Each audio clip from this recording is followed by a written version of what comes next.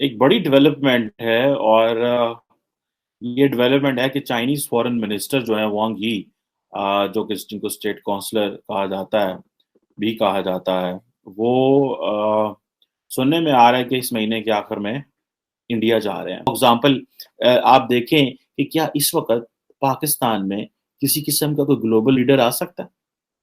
आपको बताऊं, चाइना आपसे बड़ा नाराज़ है। जब से खान साहब आए हैं सिपेक बैठ गई और खान साहब की हुकूमत ने आईएमएफ को सारे जो मुआहदे नवाज शरीफ साहब के थे सिपेक के साथ वो उनके हवाले कर दिए। चाइना की एक कंडीशन ये थी कि आप हमारे मुआहदे जो हैं ये पब्लिक में नहीं जाने देंगे।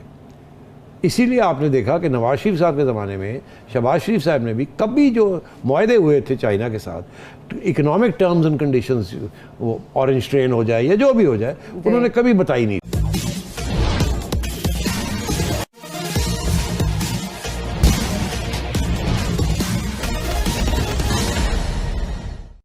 सुलह का प्रस्ताव लेकर चीन के विदेश मंत्री जल्द ही भारत का दौरा करने वाले हैं। यह खबर न केवल अंतर्राष्ट्रीय जगत में सुर्खियां बटोरे हुए है, बल्कि पाकिस्तान में उससे भी ज़्यादा हंगामा मचा हुआ है, क्योंकि पाकिस्तान को ले देकर केवल चीन पर ही भरोसा था, लेकिन वह चीन भी अब भारत से अपने संबंधों को सुधारने जा रहा है। और यही साथ ही पाकिस्तान के प्रधानमंत्री इमरान खान, जो चीन से संबंध बिगाड़ने के लिए जिम्मेवार थे, उनके प्रधानमंत्री की कुर्सी भी अब हाथ से जाने वाली है। पाकिस्तानी मीडिया भारत के इस बड़ी कामयाबी और चीन के सुलह के प्रस्ताव को कैसे देखती है, आइए आप भी सुने। एक बड़ी डेवलपमेंट है और ये डेवलपमेंट है कि चाइनीज़ फॉरेन मिनिस्टर जो है वांग यी जो कि जिनको स्टेट काउंसलर कहा जाता है, भी कहा जाता है, वो सुनने में आ रहा है कि इस महीने के आखिर में इंडिया जा रहे हैं। और अगर ये विज़िट जो है वो होता है तो ये बेसिकली जब से गलवान वैली के वो जो कशमकश और जो लड़ाई हुई थी चीन और भारत की फ़ौजों के दरमियान, और जब से पैंडेमिक आई है तो ये एक पहला विज़िट जो है वो कंसिडर किया जा रहा है। और 2 साल से दोनों मुल्क लगे हुए हैं कि ये जो स्टैंड ऑफ है ये ख़त्म हो और लाइन ऑफ एक्चुअल कंट्रोल और जो लद्दाख में है इस मामले को सारा ठीक किया जाए। लेकिन अब फॉर एग्ज़ाम्पल आप देखें कि क्या इस वक़्त पाकिस्तान में किसी किस्म का कोई ग्लोबल लीडर आ सकता है? अब मैं आपको बताऊं, चाइना आपसे बड़ा नाराज़ है। जब से खान साहब आए हैं सिपेक बैठ गई और खान साहब की हुकूमत ने आईएमएफ को सारे जो मुआहदे नवाज शरीफ साहब के थे सिपेक के साथ वो उनके हवाले कर दिए। चाइना की एक कंडीशन ये थी कि आप हमारे मुआहदे जो हैं ये पब्लिक में नहीं जाने देंगे। इसीलिए आपने देखा कि नवाज शरीफ साहब के ज़माने में शहबाज शरीफ साहब ने भी कभी जो मुआहदे हुए थे चाइना के साथ, इकोनॉमिक टर्म्स एंड कंडीशंस, वो ऑरेंज ट्रेन हो जाए या जो भी हो जाए, उन्होंने कभी बताई नहीं थी। उन्होंने यही कहा था कि हमने पूरी ऑक्शनिंग की है, सस्ते से सस्ता काम किया है। मगर हमारा अग्रीमेंट ये है कि चाइना के साथ हमारा बड़े दोस्त हैं, उन्होंने हमने कहा कि जी हम दुनिया में कर रहे हैं सब कुछ, तो यहाँ डिटेल्स मत दें। तो इन्होंने सारे डिटेल्स आईएमएफ को दे दिए।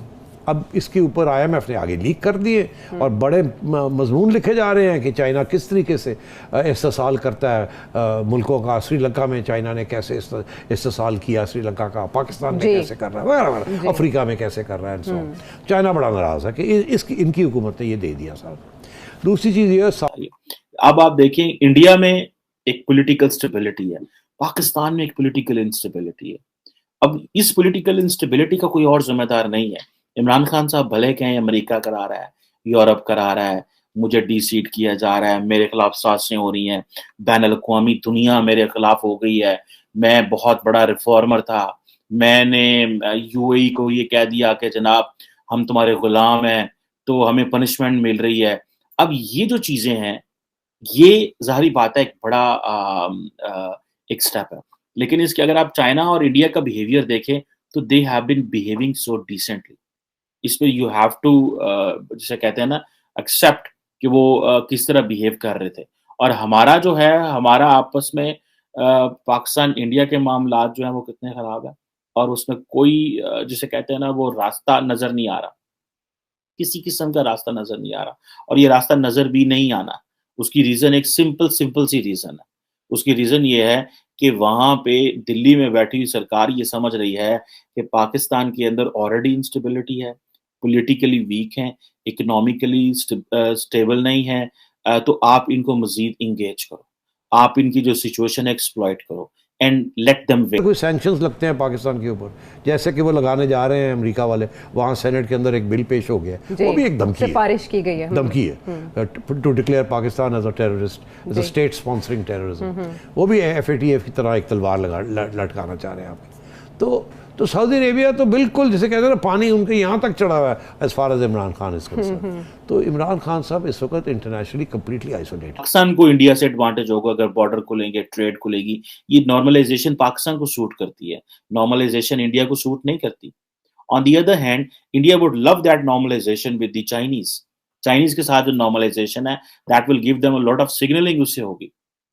लेकिन अच्छा, एक तरफ जो है वो इंडिया ने अपने आप को जो डाइवर्सिफिकेशन की है, अगर इंडिया जो है वो क्या उसको बोलते हैं, US, UAE, सऊदी अरेबिया, बाकी ममालिक के साथ जो है बड़े ट्रेडिंग पार्टनर्स हैं, लेकिन उन्होंने सेकंड जो ट्रेडिंग पार्टनर है वो चाइना है उनका।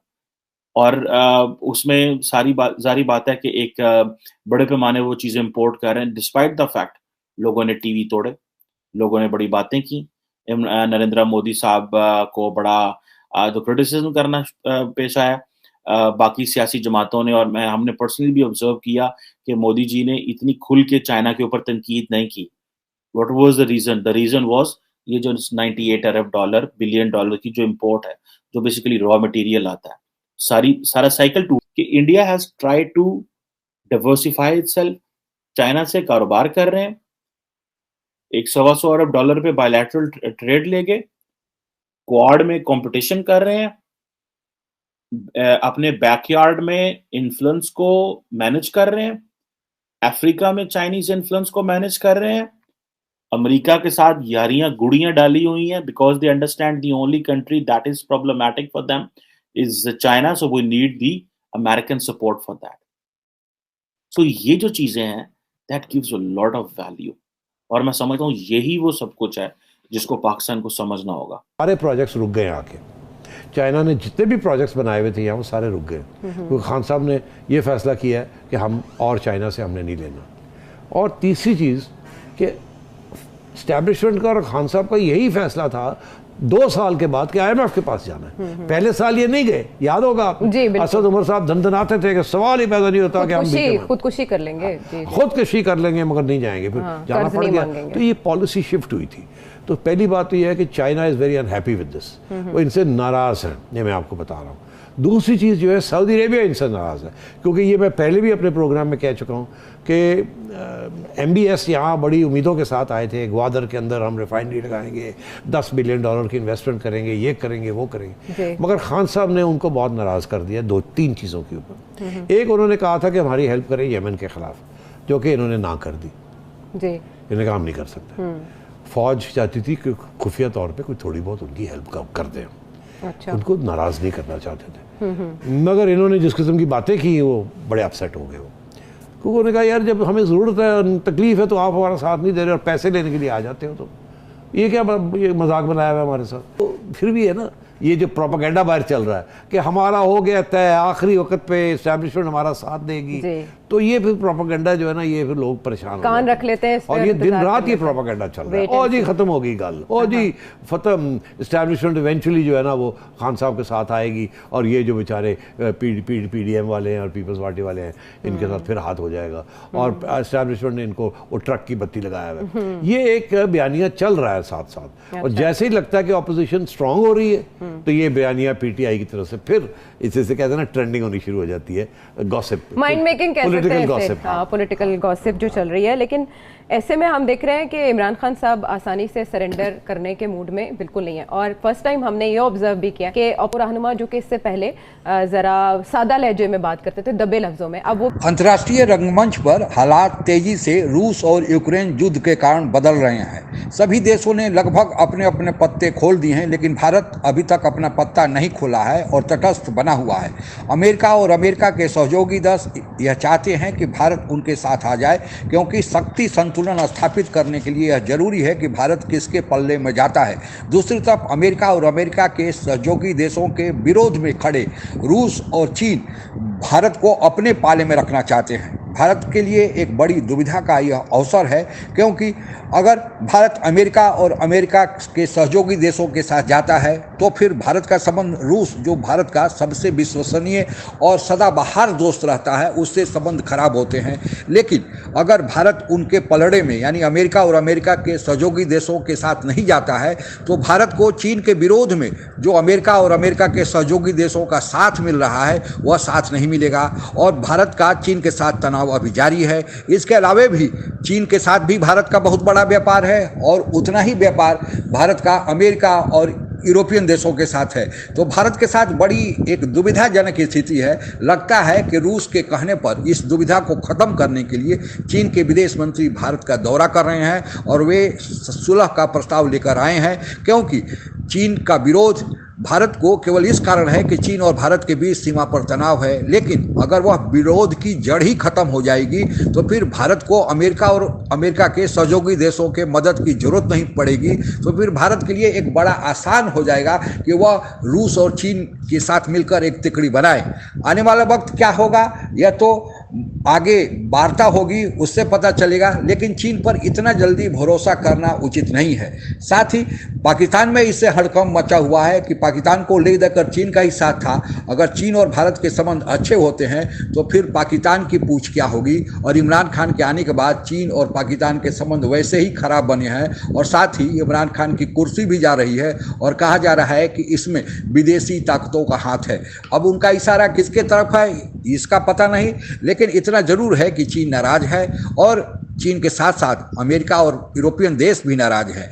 तो भारत इतना जल्दी चीन पर भरोसा करेगा कि नहीं, लेकिन भारत की एक बहुत बड़ी कूटनीतिक कामयाबी है कि चीन के विदेश मंत्री भारत आ रहे हैं। और आप लोगों को पता ही होगा कि चीन के प्रीमियर शी जिनपिंग के बाद दूसरे शक्तिशाली व्यक्ति चीन के विदेश मंत्री हैं, इसलिए उनका इस समय आना भारत के लिए एक बड़ी कूटनीतिक कामयाबी है। हो सकता है कि उनके इस दौरे से रूस और यूक्रेन के बीच जो युद्ध चल रहा है उस युद्ध विराम कराने में मदद मिले।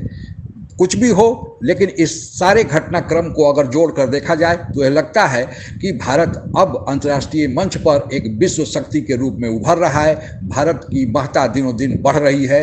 ऐसा आगे भी होता रहेगा, इसी विश्वास के साथ आज के लिए जय हिंद। आप अगर हमसे जुड़ा रहना चाहते हैं तो कृपया मेरे चैनल को सब्सक्राइब करें तथा बेल आइकन भी दबा दें ताकि नई वीडियो की जानकारी तुरंत आप तक पहुंच जाए। धन्यवाद। जय हिंद।